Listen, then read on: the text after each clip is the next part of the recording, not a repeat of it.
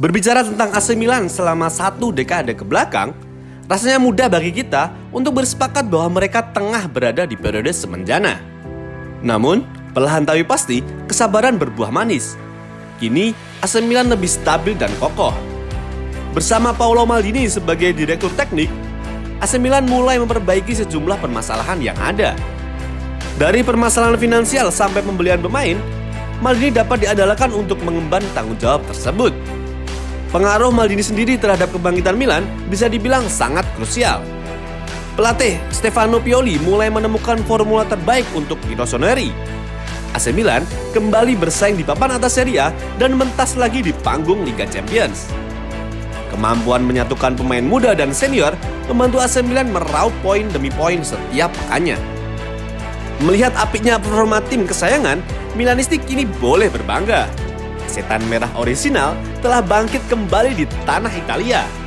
Untuk fans setan merah Inggris, harap bersabar ya, cinta tak selamanya indah. Lantas, bagaimana cerita Milan dapat bangkit lagi dari keadaan yang terburuk? Dan bagaimana kinerja seorang Paolo Maldini dalam menyelesaikan segudang permasalahan yang dimiliki Milan? Mari kita ulas bersama dalam Bahmu Kiper.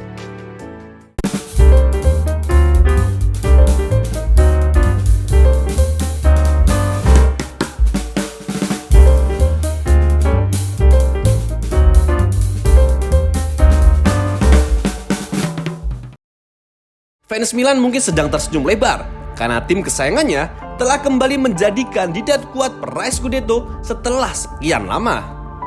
Padahal, Milan sempat mengalami kondisi kritis setelah mengalami krisis finansial. Krisis finansial yang menyebabkan mereka semakin jatuh ke dalam jurang yang lebih dalam. Pada saat itu, sebenarnya Milan sempat dibawa terbang ke langit saat pengusaha asal China, Yong Hong Lee, mengakuisisi klub dari tangan Silvio Berlusconi. Di tengah krisis yang dialami Rossoneri, Lee datang bak seorang pahlawan dihiasi dengan tagar "We are so rich". Belasan pemain baru yang mahal didatangkan oleh Lee ke San Siro. Diyakini Milan bisa bangkit dalam tempo yang cepat bersama Lee. Nyatanya, Lee hanyalah seorang pengusaha bodong yang tak punya uang. Dana yang digunakan Lee untuk membeli klub ternyata berasal dari utang. Ditambah dengan aksi kemakinya membeli sejumlah pemain mahal, situasi keuangan Milan malah menjadi semakin parah. Alih-alih menjadi kebanggaan, tagar "We are so rich" yang terlanjur viral malah jadi aib sedunia. Dalam tempo yang singkat, kepemilikan Milan kemudian berpindah dari tangan Lee ke pengusaha investasi asal Amerika, Elliott Management. Bersama pemilik yang baru, mereka mulai membenahi Milan termasuk mengganti jajaran direksi klub. CEO Marco Fasone dan Direktur Olahraga Massimiliano Mirabelli dicopot dari jabatannya. Fasone digantikan oleh Paolo Scaroni, sedangkan Leonardo Araujo masuk menggantikan Mirabelli. Kemudian sang legenda AC Milan, Paolo Maldini, juga dimasukkan dalam jajaran manajemen sebagai Direktur Pengembangan Strategis. Penunjukan Maldini sendiri sebagai jajaran direksi Milan akhirnya terwujud setelah sekian lama. Pasalnya, selepas masa pensiunnya, Maldini malah memilih untuk menjauh dari Milan. Meskipun begitu, Maldini tak berhenti berbicara mengenai mantan klubnya tersebut. Kritik demi kritik dilemparkannya terkhusus untuk manajemen Milan terdahulu. Kepulangan Maldini ke Milan juga mengingatkan akan ironi yang pernah terjadi di masa lampau. Maldini pernah berurusan dengan sebagian supporter garis keras Milan akibat perkataannya yang kontroversial. Kala itu, Maldini mengecap Kurvasut Milan sebagai kumpulan supporter yang tak lebih dari segerombolan mata duitan. Tetapi, sejarah kelam tersebut tak dapat melunturkan kehebatan seorang Paolo Maldini baik sebagai seorang pemain ataupun saat sudah menjadi jajaran direksi Milan.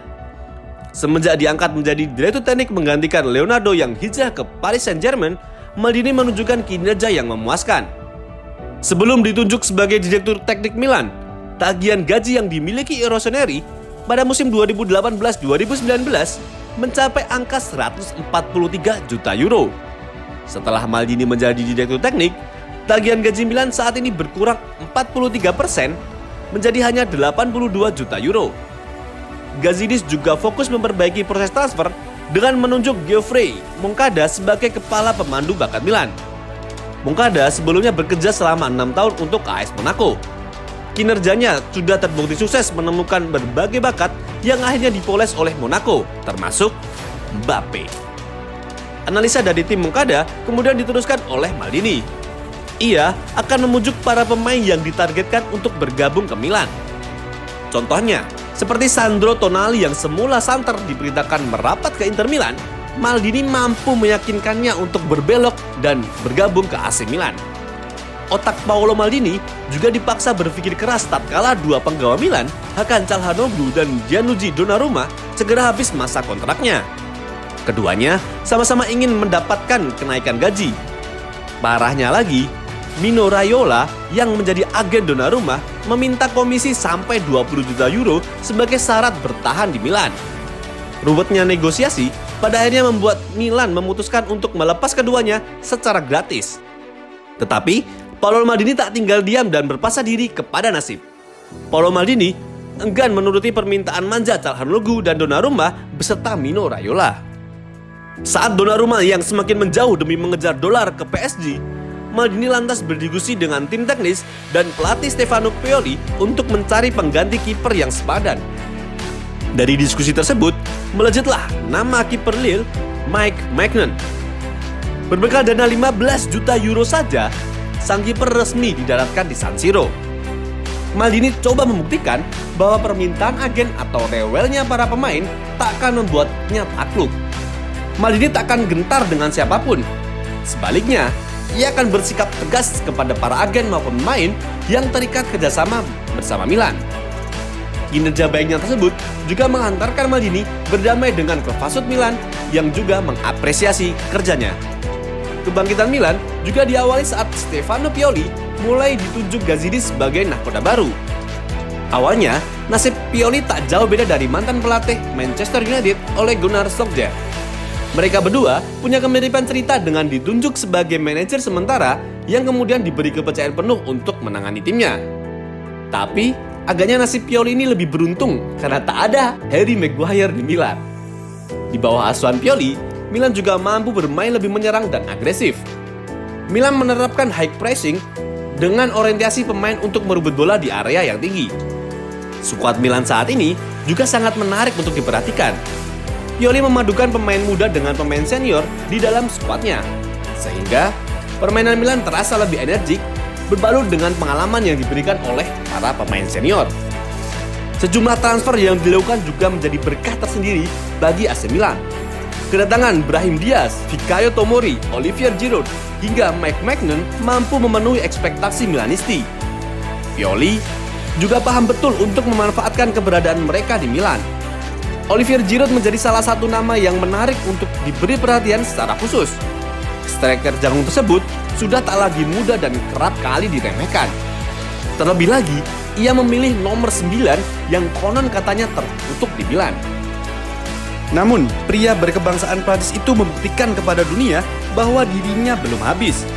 Dalam 29 kesempatan bermain, Giroud membukukan 11 gol dengan 4 assist.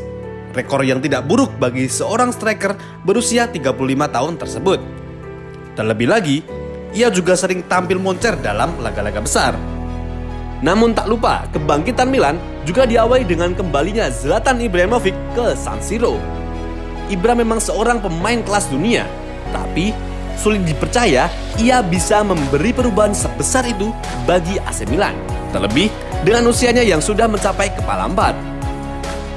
Tetapi mulai masuk akal jika melihat kontribusinya bagi Milan bukan hanya dari performa di atas rumput hijau. Dengan mental juara yang ia punya, Ibra memberi suntikan moral bagi pemain-pemain muda di pertandingan maupun latihan. Hal itu juga yang dikonfirmasi langsung oleh bek kiri Milan, Theo Hernandez. Ia mengatakan Ibra tak hanya bermain untuk Milan, tetapi juga turut membina para pemain muda yang melakukan kesalahan di latihan.